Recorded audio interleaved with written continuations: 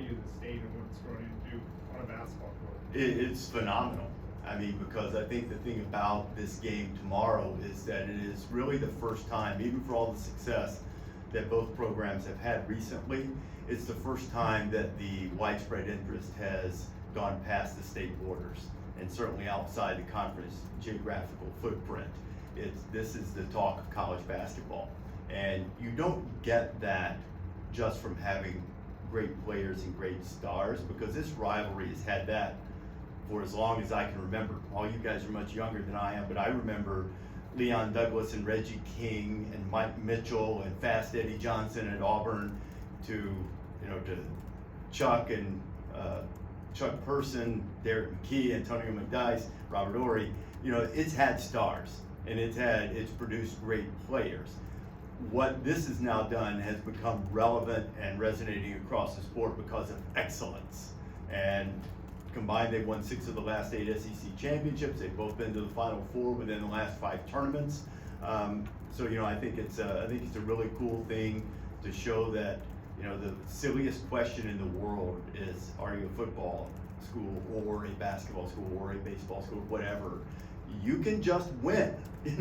Nothing about one sport stops you from being successful, and the other one, assuming that you have the requisite financial backing, and both of these programs do, and it's really a good thing for the state. As far as the conference goes, I mean, like the Big East did in the 80s, not only did they have good coaches, they were personalities and they were stars. You look across the SEC now, rather it be Bruce or Nate or Rick Barnes or Cal, I mean, how important is it that these SEC institutions have superstar head coaches? I think it's a really big deal because they're the constant, right? And you left out Buzz Williams, who's going to be on our show, College GameDay, 9 a.m. Central Time tomorrow. Don't want to miss that. But there are a lot of personalities in here, and I think it's one of the things that that certainly is not new in Alabama. I mean, they made the court plaid for a while, for Wimp, and he understood the ability for the constant in the program, the head coach, to have a personality that would draw people in to watch. And I do think that with the, get philosophical here, but the glut of media that we have now, something's on, sports on all the time, that if you have guys and personalities, people who can cut through, it makes a really big difference. And I think you have that in a number of these coaches, whether it's whether it's Bruce's personality or Nate's style of play combined with personality, all of those types of things, I think help cut through. Is there any comparison you can draw, just looking back at the history of SEC basketball, maybe the history of this rivalry, with, a situation like a guy like Aiden Holloway going from one side to the other, and just, I guess how does that add to maybe the scope of this game and how the teams approach it? I hope I have my date right when I say this. I think it'll be a much bigger deal on March 8th than it is tomorrow. When he goes back and plays in Neville Arena, he's going to hear it, and that's part and parcel of the rivalry. I was thinking about this. I do believe it's the first basketball player to do it. He is certainly the most high-profile, most highly recruited athlete to change over, because typically, when you either are born or arrive in this state, you typically look up and you either see crimson and white, or you see orange and blue, and you pick a side and you don't change. But there have been football players. There have been a few football players who've done it. I think the wide receiver's name when I was in school here, I think it was Daryl Thomas. Could be wrong about that. Somebody should use Grok or something and fact check me. But there was a wide receiver who came and played at Alabama. He didn't play a lot, but he'd started his career at Auburn. And even recently, Nick had a running back who left here and went to Auburn and had some success. Corey is from Opelika. Was it Gaines? Grant. Corey Grant. Good call. Corey Grant, who had some success, and speed sweep guy, for Gus. So there have been some, and I think there was even a guy who left last year, a DB or something. So there have been some guys who crossed over, but no one with the profile that Aiden had coming out of high school and then getting off to the start that he got off to at Auburn. But I think Bruce has handled that, in a very classy fashion in the way he's talked about it. I think Aiden's been classy in the way he's handled it. In fact of the matter is, probably from a stylistic standpoint, this system fits him really, really well. Not that he couldn't have been successful at Auburn, he would have been. But, he made a change and it's worked out well for everybody. Auburn seems to be doing fine too, the way it looks to me.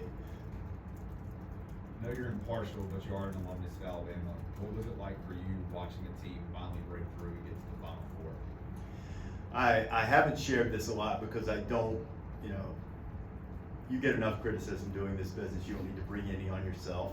But I was telling some guys earlier today because I saw my first game in this, well, the first time I was ever in this building, I saw Elvis Presley in 1971. So that was the first time I was ever in the building. I was 5 years old, 4 or 5 years old. But the next time I was here was some of the great teams that CM Newton had in Alabama, and I came regularly to see the games. And I was a devout follower of Alabama basketball. I can still tell you T.R. Dunn, Anthony Murray, Reggie King, Leon Douglas, Greg McGelvin, Robert Chapman, guys who were on teams in the 70s, right? So I've followed this a long time. And while I was in school here, there were so many great teams that probably should have or could have made the Final Four and didn't. They ran into Michael Jordan. This was before I was in school here. They ran into Michael Jordan's championship team in '82. They ran into Billy Donovan and Rick Pitino in '87 when I was in school here. So you'd wondered if it was ever going to happen. And when it did happen last year, now typically you get spoiled when you're in the jobs that we're in.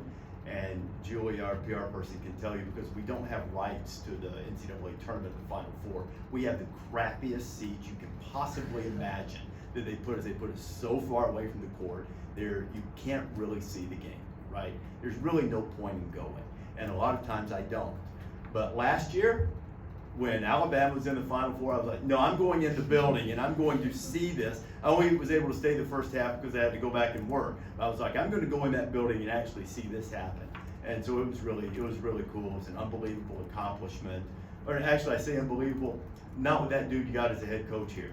That won't be the last time that happens as long as he's here. So it was really quite an accomplishment, though. You said last year you really believed that Nate Oates would get Alabama to a Final Four. I was hoping that you would say, can you really believe that Nate Oates will get Alabama basketball national championship? There are 3 teams in the SEC that, in my judgment, I'm sure someone else can. They can catch lightning in a bottle and go and win it. But there are 3 teams in the SEC equipped to win the national championship. 2 of them will play here tomorrow, and the other one's Florida. So they can do it. It's a question of will they. I do think, all complete honesty, the best team I've seen this year is Auburn. I think they're the best team I've seen from start to finish. Doesn't mean they're not unbeatable, as Florida proved. It was one of those rare occasions when they played Duke and Cameron Indoor, and I think Duke's exceptional. And Duke's way better now than they were that night. But you finish watching the game and you go, yeah, I know Duke won. I think Auburn's better than them. And so this is a high-level team, and so is Alabama. So Alabama can win the national championship for sure.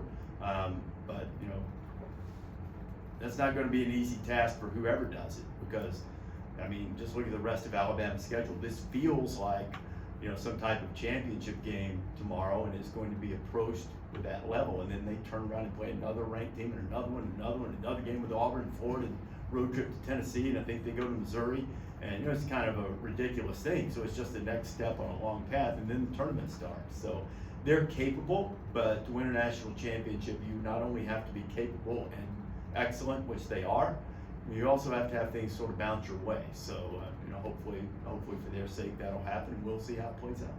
We should talk about following this from afar, since you're in the industry. You usually come in the fall to see what they did for basketball, and then to keep Nate Oates. A lot of rumors about Kentucky. What does that mean about the job Byrne's done in this program to say Oates is here and this is his program? You see the construction happening with the practice facility. It seems like this is his program. Hey, look, Greg is as astute, if not the most astute, administrator in college athletics. He understands that it's okay to try to be good in everything and to put resources in places where big results are delivered. And with the results that Nate has delivered during his time here, they've treated him the way they should. I think Greg's done a spectacular job across the board, at Alabama with all sports, but particularly in making sure that Nate has what he needs to continue to be able to attract high-level talent, to be able to train them and develop them in a way which he and his staff are particularly good at, And, you know, they need these things, and the new practice facility that they're building, you know, I was just talking to him about it a few minutes ago. They'll spend 90% of their time there. I'm sure everybody at Alabama would like to have a new arena, and someday they will, and that'll be great. But in the meantime, they spend most of their time in a place where they develop themselves as players, and they're giving them the state-of-the-art facility to do that. And I think it shows great commitment, great foresight on Greg's part to be able to make sure that there's no more, you know, you don't move a job for lack of something. That the only reason you would lose a coach, and this is, you know, any coach, not just Nate, the only reason you lose a coach is for some type of personal desire that you can't account for and that you can't fulfill. You know, but otherwise, finances, staffing, recruiting budget, practice facilities, you can do all of that, and they've done a really good job of making sure that he has that.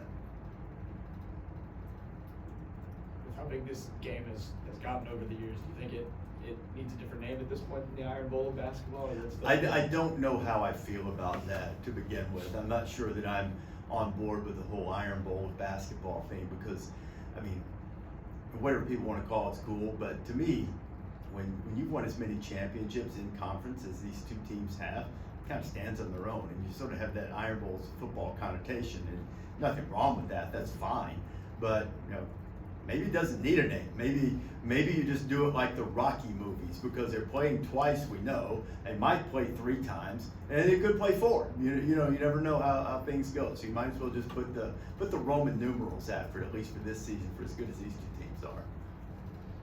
You spent the fall with Nick Saban on Saturdays. Is there anything that you learned from him that has helped you be a better host or just work on your craft for College GameDay? I think anytime you're around someone who expects excellence of themselves, that you get that feeling that you want to make everything around them as good as you possibly can. I would like to think that I did that before, but I do think that the dynamic that Nick brought has, you know, helped us have really different kinds of football conversations on the set than we've had really at any other time. Not that we didn't have great ones, but when you have somebody who's the best to ever do something sitting there on the set with you, then you'd be sort of foolish not to tap into that expertise. So I think the one thing that he's reinforced is the importance of team and working together and, you know, doing stuff. And you know, he's an unbelievable teammate. He's obviously was a great coach here, but he stepped in and wanted to learn television, wanted to know why we did things the way we did them, and not in a way like some might expect. Like, I mean, why do we do this? It was more like, okay, why this instead of that? Why is this important instead of that? And the guy's a sponge. I mean, he's so ridiculously intelligent, soaks stuff up so quickly that you know, that it's been really, really beneficial for the show. I called him yesterday to ask him, he's going to do a little video for the show tomorrow because he's out of town, and I could hear him as I was sort of going over with him. I said, you know, you can do whatever you like, but here's sort of the parameters, what we're thinking. I could hear him taking notes, and then he said, okay, you're thinking this, this, and this, and he said, okay, and he said, yeah, I'll get that done. I mean, he's just, I've never met anybody quite like him in terms of their ability to focus and to lock in on details and to excel, no matter no matter what environment they're put in. I mean, he's already a wildly successful businessman. You know about him as a coach. I think he would have been a brilliant CEO or leader of government or whatever he would have chosen to do. He would have excelled at it because he's just wired that way. We have time for one more. You've seen a lot of different environments, college football, college basketball. Can you try to put into words what you think tomorrow will be like at 3 o'clock? I hope the environment for this is like the very best college basketball has to offer. To me, there's really nothing like Allen Fieldhouse overall. There's nothing like Cameron Indoor Stadium for Duke and Carolina. And I hope that this rises to that level, that the intensity, that the big game feel. I'm not even talking nasty rivalry stuff. I'm just talking like intensity, emotion, anticipation that something really big, really cool, and really important is happening right there, and everybody wants to get close to it. So I'm hoping that's what we see, and I've got a feeling that is what we'll see. All right, guys. Thank you.